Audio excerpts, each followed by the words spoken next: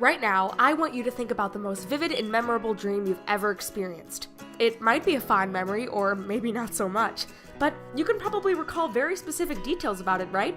Maybe a strange place that you were in, or a crazy creature you came in contact with.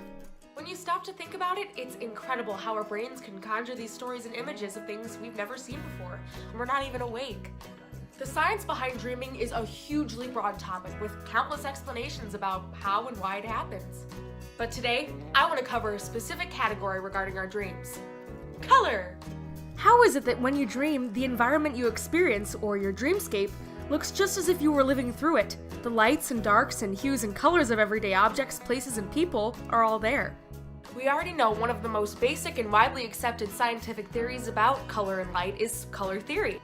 The widely accepted theory that states color comes from different wavelengths of light that our eyes process, allowing us to see tons and tons of color. But considering color comes from light and our eyes are closed when we sleep, how does that work? Dreaming is more like a memory than experiencing something in real time because, well, you aren't. Your dreams are produced by your brain and nothing is actually happening to you, no matter how realistic it may seem. What we experience in our lives is subconsciously absorbed by our brain, and our dreams are a visual representation of that subconscious.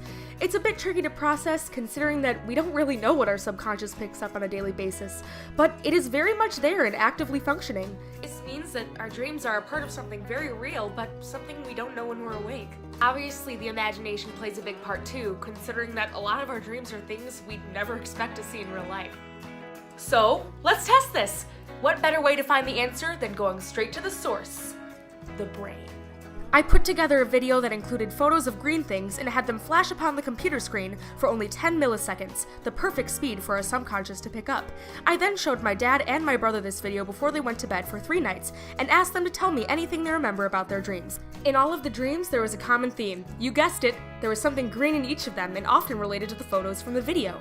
Fascinating. But what's really the point of this? There is an importance to understanding your subconscious. You remembered that dream from the beginning of the video? Think about how it made you feel. Those feelings that made that dream memorable to you came from you and what you experience every day. We interpret everything we see every day in our own individual way. Nobody sees colors the same exact way because none of us are exactly alike. Your green is your green. Which may seem small in the grand scheme of all the information your brain interprets, but it's still individual to you. And when we understand why our brains interpret what they do, we can learn about ourselves more and more. And when we understand how our own individual brains work, we can use them to their own advantages and lead ourselves to our own personal success.